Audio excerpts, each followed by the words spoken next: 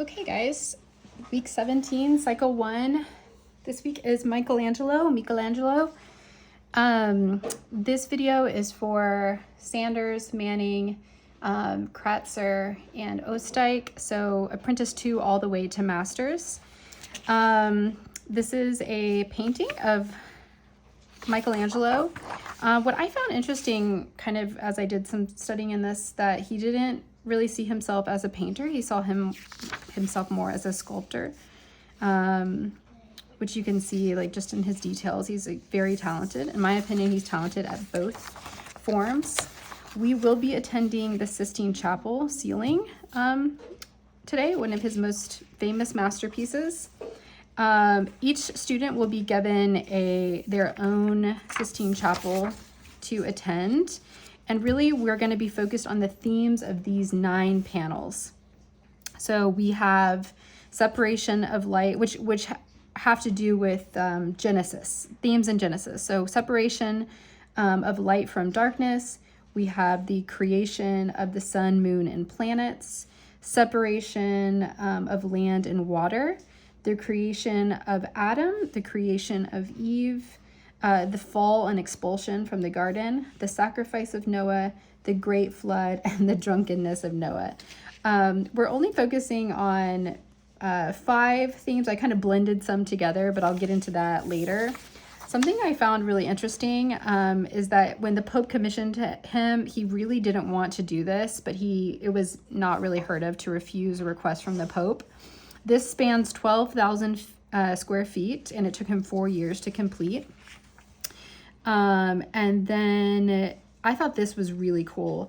This panel here, in the creation of Adam, it shows a man with long white hair and a beard, an image that through time has become quite common, yet until that point, God had not been portrayed as a person in this way.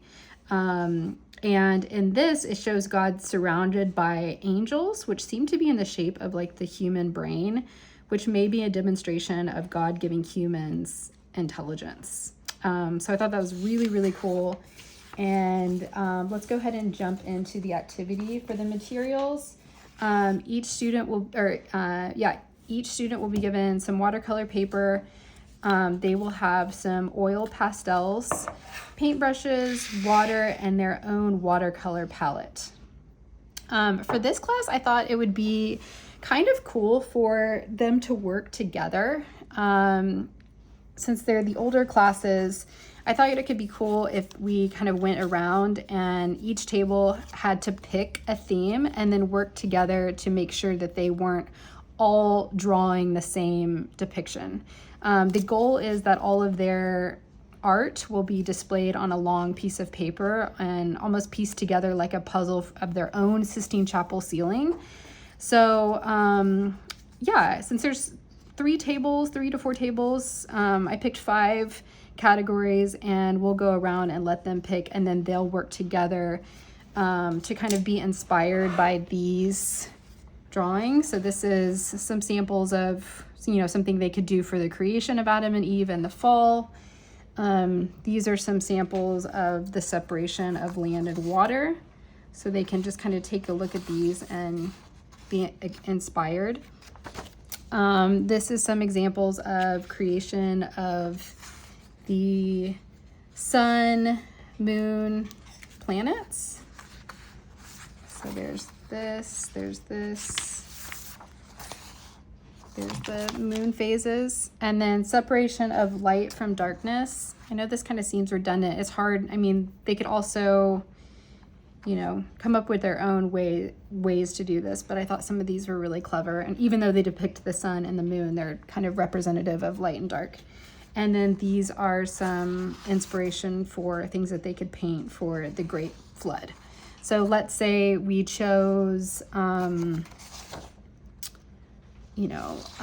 say that we chose the Great Flood for them. One person could paint, an olive tree twig. One person could paint a rainbow. One person could do the actual arc. Another could do waves. So let's just say for this one, I'm gonna do let's see, I'll do the arc. Actually, I'm not gonna do the arc because in this paint palette, I don't have a brown.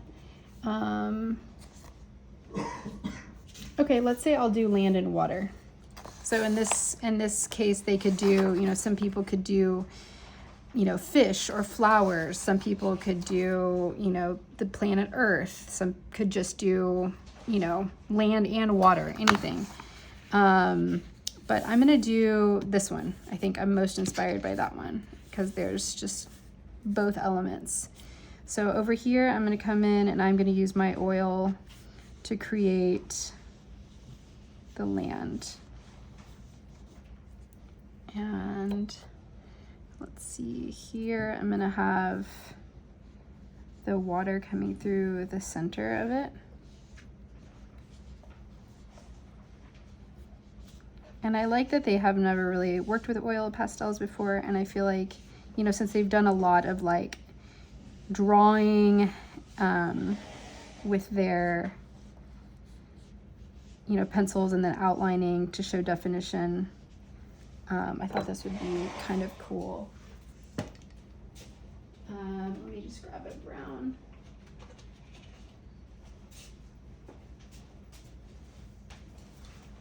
And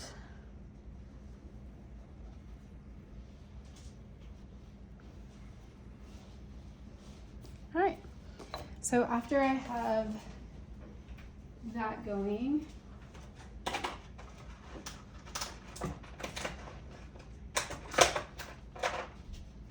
sorry, their palette will include a brown, but I'm using stuff that I have at home.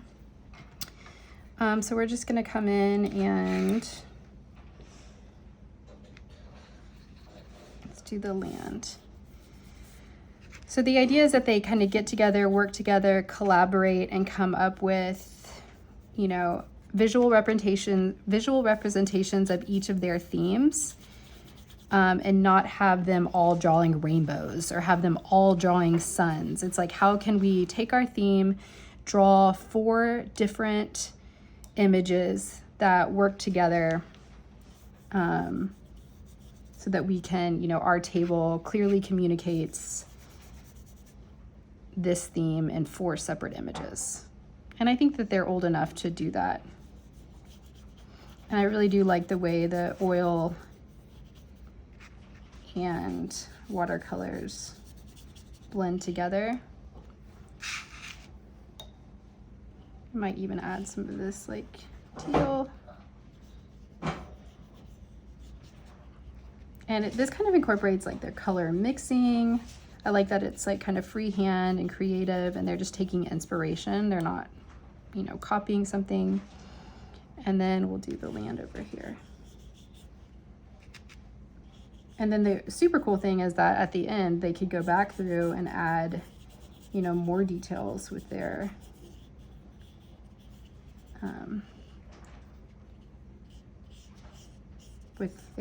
oil pastels.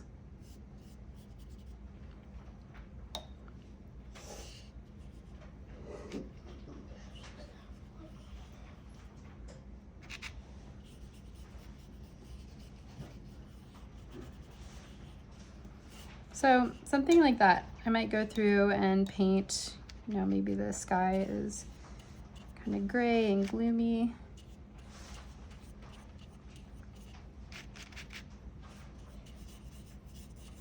Maybe it goes kind of bright over here.